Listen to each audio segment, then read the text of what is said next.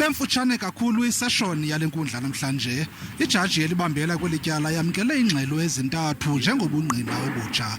Ezi ngxelo zayamene nendlela yokutyholwa ukuba kuziphethe ngayo umtyholwa nanjengoko kusithiwa amaqawambi akaziwa ukuba uphi na. Le nkundla imamele ezo ngxelo phambi kokuba iqukumbele ityala layo. NgoMeyi walo nyaka umtshutshisi wabeka umtyholwa amatyala aquka ukubulala, ukudlwengula nokuxhwila. Abalelwa ku-90 amangqina ebekuluhlu lokunika ubungqina kweli tyala naquka umama kunye notata kaTazne Van Wyk. Umtyholwa kuthiwa wayengaphandle ngebheyile ngethuba esenza esi siganeko kwaye kuthiwa ngaphambili wayebanjelwe ukubulala.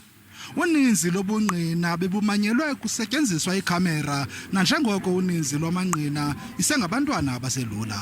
Amagqwetha omtyholwa acele ukuba lihlehliselwe umvulo weveki ezayo eli tyala nalapho kulindeleke ukuba athabathise nokumela umtyholwa.